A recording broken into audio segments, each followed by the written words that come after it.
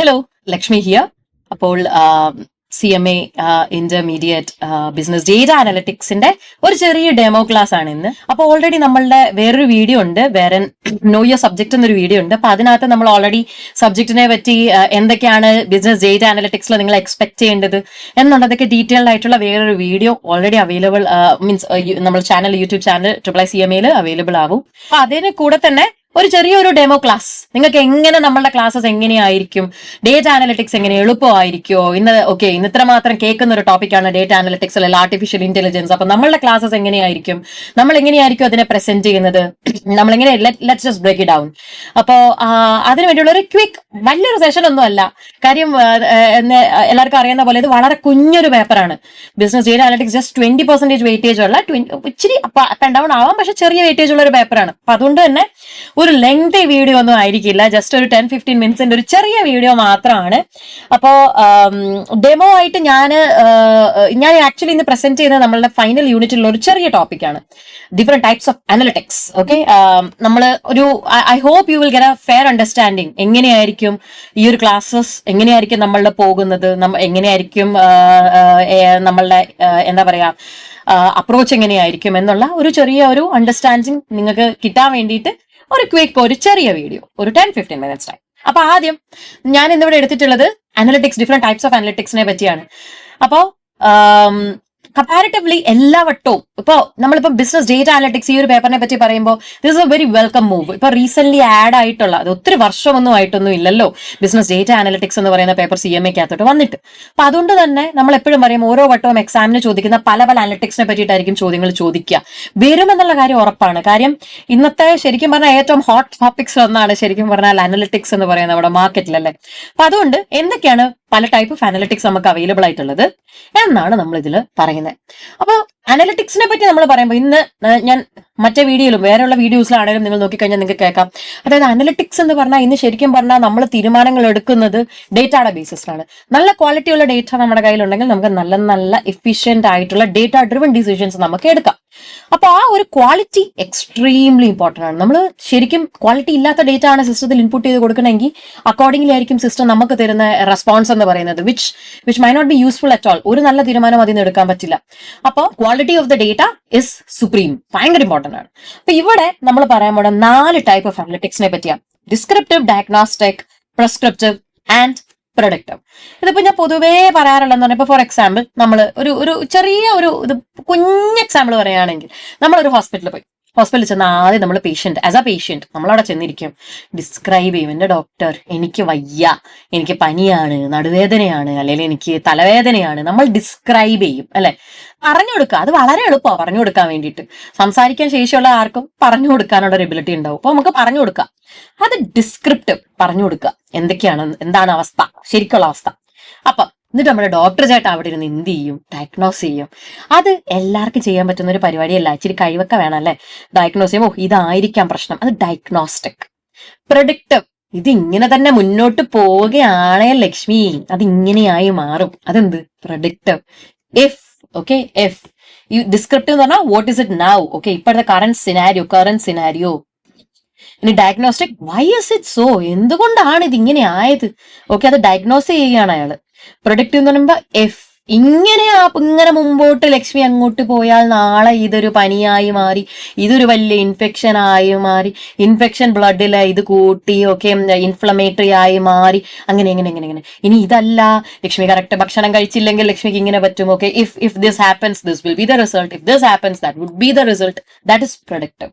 Prescriptive എന്താ? Prescriptive എന്ന് പറഞ്ഞാൽ ഐഡിയൽ സിനാരിയോ ഇങ്ങനെയായിരിക്കണം, വാട്ട് ക്യാൻ ബി ഡൺ അല്ലെ, വാട്ട് ഷുഡ് ബി ഡൺ, നമ്മൾ എന്താ, വാട്ട് ഷുഡ് യു ഡു ശരിക്കും പറഞ്ഞാൽ അല്ലെ, നമുക്ക് എന്താണ് ശരിക്കും പറഞ്ഞാൽ നമ്മൾ ചെയ്യേണ്ടത്. പ്രിസ്ക്രിപ്റ്റീവ് എന്ന് പറയുമ്പോൾ എന്താ, ആ പ്രിസ്ക്രിപ്ഷൻ അങ്ങോട്ട് എഴുതൂലേ, RX ഇന്ന മരുന്നുകൾ 2 times a day 3 times a day കഴിക്കാൻ എഴുതില്ലേ, അതേപോലെ തന്നെ പ്രിസ്ക്രിപ്റ്റീവ് എന്ന് പറയുമ്പോൾ പ്രിസ്ക്രൈബ് ചെയ്യാണ് ഫൈനലി. ഇതാണ് 4 ടൈപ്പ് ഓഫ് അനലിറ്റിക്സ്.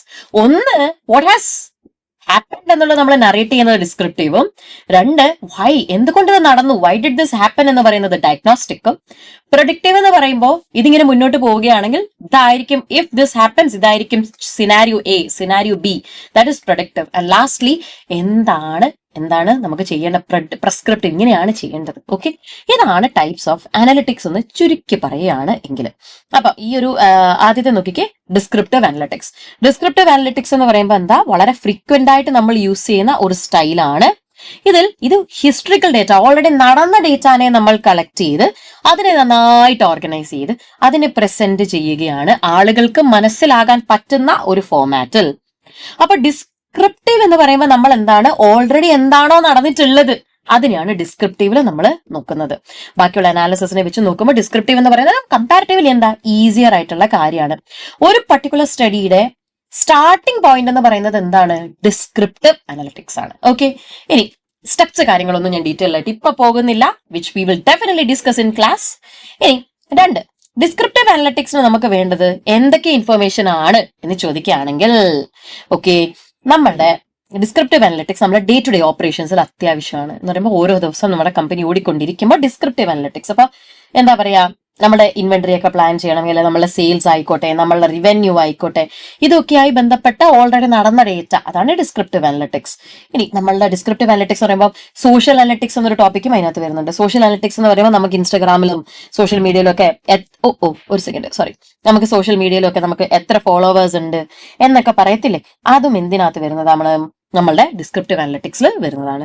ഇനി ഡിസ്ക്രിപ്റ്റീവ് അനലിറ്റിക്സിന് ഒരു വലിയ പ്രശ്നം എന്താന്ന് പറഞ്ഞാൽ, എന്താ ചെയ്യേണ്ടത് അല്ലെങ്കിൽ വാട്ട് ഇസ് ദി ഐഡിയൽസ്, ഇതൊന്നും പറയുന്നില്ല, എന്താ നടന്നത് എന്ന് മാത്രമേ ഡിസ്ക്രിപ്റ്റീവ് അനലിറ്റിക്സിൽ നമ്മൾ സംസാരിക്കുന്നുള്ളൂ. അതാണ് അതിന്റെ ഒരു പ്രശ്നം.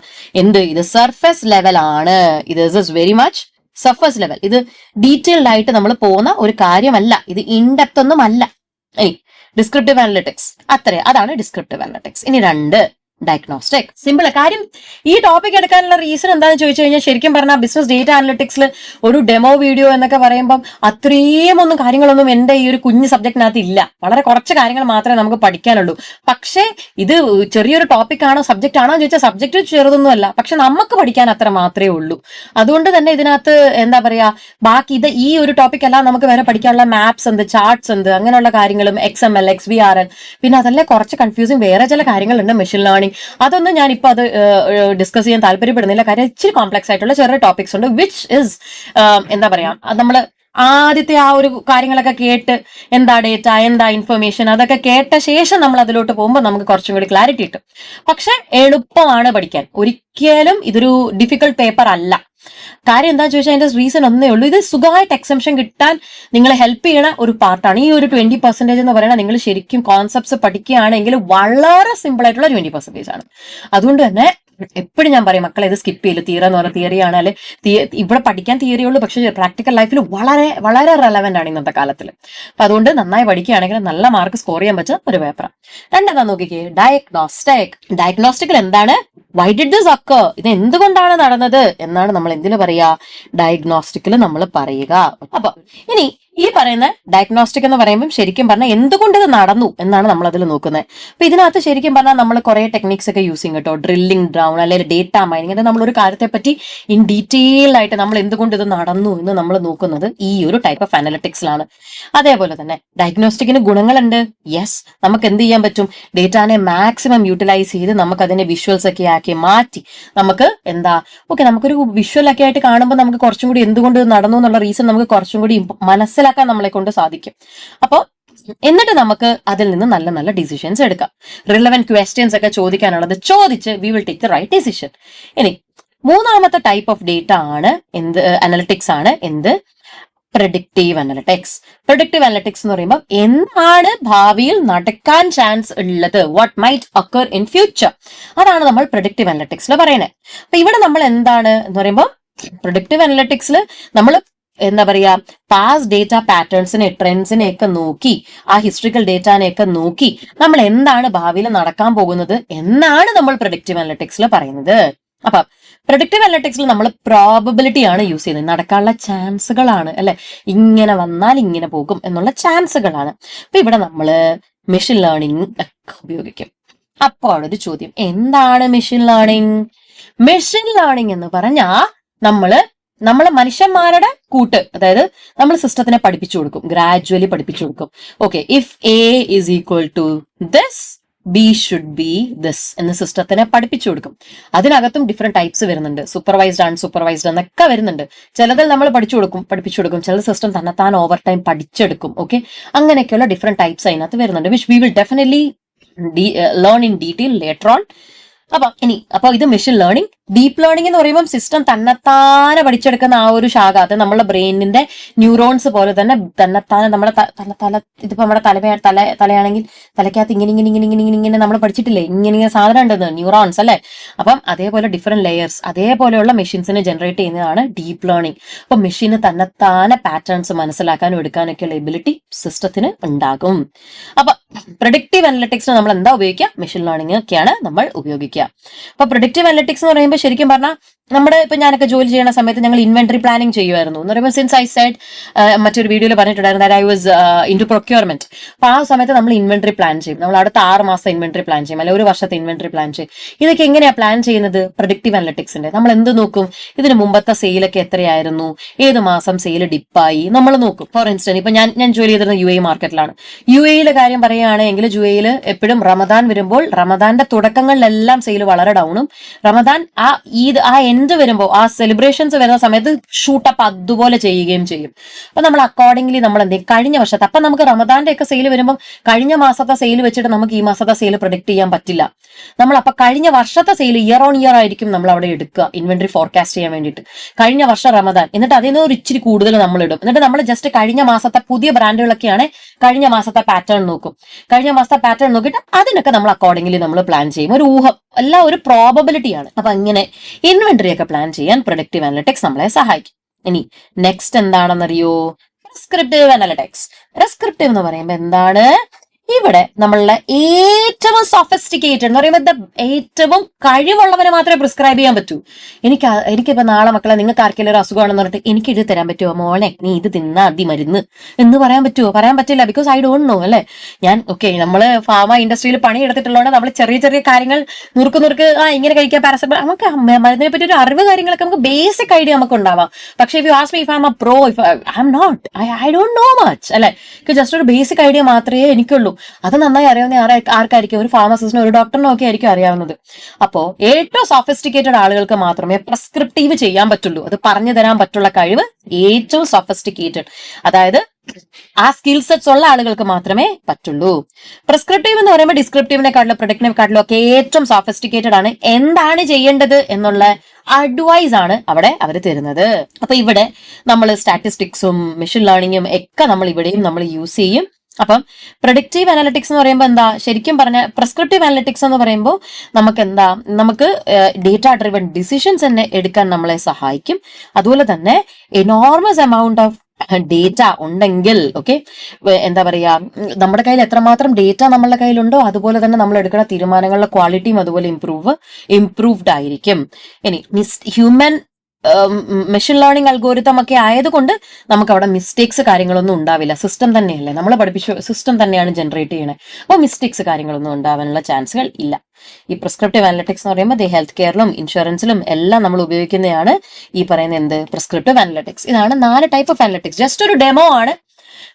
അപ്പൊ എങ്ങനെയായിരിക്കും എന്ന് ഒരു ചെറിയൊരു ടോപ്പിക്, ഈ ഒരു ടോപ്പിക് എന്താണ് എന്ന് മനസ്സിലായിട്ടുണ്ടാകും എന്ന് ഞാൻ കരുതുന്നു. ഒന്നും കൂടി ഞാൻ പറയാം, ഒന്നും കൂടി ഒരു ക്വിക്ക് റിവൈസ് ചെയ്യാം. ഡിസ്ക്രിപ്റ്റീവ് എന്ന് പറയുമ്പോൾ ഡിസ്ക്രൈബ് ചെയ്യുക, എന്താ നടന്നത്. ഡയഗ്നോസ്റ്റിക് എന്ന് പറയുമ്പോൾ അത് ഡയഗ്നോസ് ചെയ്യുക, വൈ ഡിഡ് ദിസ് ഹാപ്പൻ, അത് എന്തുകൊണ്ട് നടന്നു. പ്രഡിക്റ്റീവ് എന്ന് പറയുമ്പോൾ ഇങ്ങനെ നടന്നാൽ ഇങ്ങനെ വരും, if this happens this is going to be the result, അത് പറയുമ്പോൾ അത് പ്രഡിക്റ്റീവ്. പ്രിസ്ക്രിപ്റ്റീവ് എന്ന് പറയുമ്പോൾ എന്താണ് ചെയ്യേണ്ടത്, വാട്ട് ഷുഡ് ബി ഡു, അല്ലെങ്കിൽ നമ്മൾ എന്താണ് പ്രിസ്ക്രൈബ് ചെയ്യണത് പറയുമ്പോൾ ഡോക്ടേഴ്സ് പ്രിസ്ക്രൈബ് ചെയ്യണം, അതുപോലെ എന്താണ് നമ്മൾ ചെയ്യേണ്ടത്. ഇതാണ് ഡേറ്റ അനലിറ്റിക്സിന്റെ 4 ടൈപ്പ് എന്ന് പറയുന്നത്. അപ്പോ യൂസ്ഫുൾ ആയിരുന്നു എന്ന് കരുതുന്നു ഡെമോ. ഇതൊരു ഓൺലൈൻ സെഷൻ ആവുമ്പോൾ ഡെഫിനറ്റ്ലി നമുക്ക് അങ്ങനെ ഇന്ററാക്ട് ചെയ്യാനുള്ള വലിയ ഓപ്ഷൻസ് കാര്യങ്ങളൊന്നും ഇല്ല. ബട്ട് റിയൽ ക്ലാസ്സസിൽ വരുമ്പോൾ definitely we will be having fun in the sense നമ്മൾ പഠിച്ചുകൊണ്ട് അങ്ങനെ നമ്മൾ ഇമോഷണലി നമ്മളെ ബ്രെയിനെ സ്റ്റിമുലേറ്റ് ചെയ്ത് അങ്ങനെ ഫൺ കുറച്ച് നമുക്ക് definitely we will be enjoying A bit more. എന്താ പറയാ, കുറച്ചും കൂടി അല്ല വളരെ ഇന്ററാക്റ്റീവ് ആയിരിക്കും നമ്മളുടെ ക്ലാസ്സുകൾ. അപ്പോ ഈ എന്തായാലും നേരിട്ട് കാണാം. നമ്മളുടെ ബിസിനസ് ഡേറ്റ അനലിറ്റിക്സ് ക്ലാസ്സസിൽ നമുക്ക് എന്താ നേരിട്ട് കാണാം എന്ന് പറഞ്ഞുകൊണ്ട് ഞാൻ നിർത്തുന്നു.